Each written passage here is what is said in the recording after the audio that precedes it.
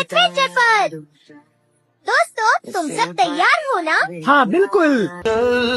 भटक मेरा बावरे इन गुनगुनाती फिजाओं में, इन सरसराती हवाओं में, टुकर टुकर यूं देखे क्या क्या तेरा हाल। कभी सोचा है आपने कि क्यों कभी कभी बहुत समझदार एकदम सफल लोग भी अचानक कुछ ऐसा कर बैठते हैं जो जैसे अपनी पैर पर कुल्हाड़ी मार ली हो। मतलब सफलता के शिखर पर पहुंचकर भी इंसान खुद को ही नुकसान पहुंचा लेता है। ये होता क्यों है? हाँ, ये सवाल बहुत दिलचस्प है और मुझे लगता है इसका जवाब ना हमारे उस हिस्से में छुपा है जिसे हम अक्सर देखना नहीं चाहते। हम सोचते हैं कि हम बड़े लॉजिकल हैं, तर्क से चलते हैं, पर क्या वाकई हम उतने तर्क संगत हैं जितना हम मानते हैं? हाँ, यही तो बात है। और आज हम इसी गुत्थी को थोड़ा सुलझाने की कोशिश करेंगे। हम बात कर रहे हैं मानव स्वभाव के एक बहुत ही बुनियादी पहलू की कि हम शायद तर्क से ज्यादा भावनाओं से चलते हैं। रॉबर्ट ग्रीन ने अपनी किताब मानव स्वभाव के नियम में इसे तर्कहीनता का नियम, द लॉ ऑफ इरैशनैलिटी कहा है। छुटकारा पा लेना चाहिए? नहीं, बिल्कुल नहीं। असल मुद्दा है उनके उस पावरफुल और अक्सर छुपे हुए प्रभाव को समझना। वो प्रभाव जो हमारे फैसलों पर, हमारे बर्ताव पर, यहाँ तक के हमारी पूरी जिंदगी की दिशा पर असर डाल सकता है और हमें पता भी नहीं चलता। तो आज का हमारा इरादा साफ है, गहराई से ये समझना कि हम क्यों और कैसे इन भावनाओं के बहाव में बह जाते हैं।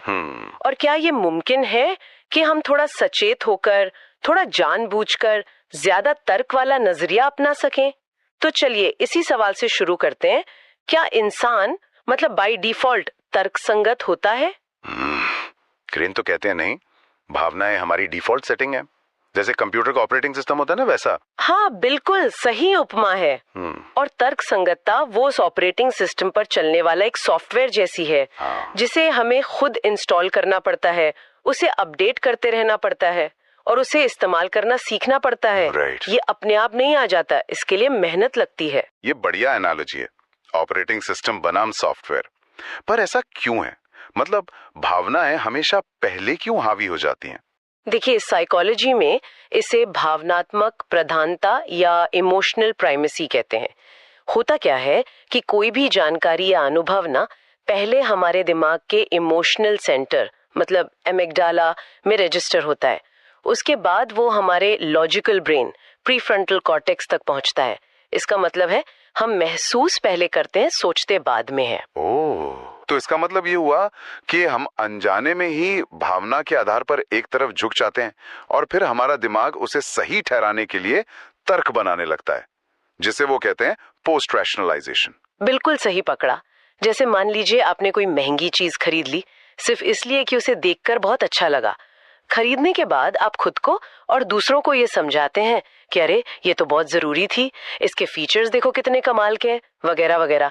जबकि असल में खरीदने का फैसला शायद बस एक तीव्र इच्छा या भावना थी। ये तो रोज होता है, मेरे साथ तो होता है। हाँ, हम सबके साथ होता है। और देखिए, ये कोई कमी या खराबी नहीं है।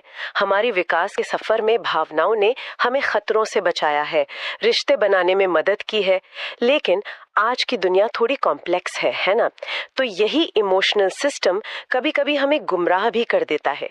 इसीलिए तर्क संगतता वो एक सीखी हुई काबिलियत है, एक स्किल है जिसे डेवलप करना पड़ता है। ये रेयर है, आसानी से नहीं मिलती। तो अगर भावनाएं हमारा बेस मोड है और तर्क एक सीखा हुआ कौशल है, तो वो कौन सी अदृश्य चीजें हैं, कौन से जाल हैं जो हमें इस सीखी हुई तर्क संगतता से दूर खींच देते हैं और वापस इमोशनल रिएक्शन की तरफ ले जाते हैं?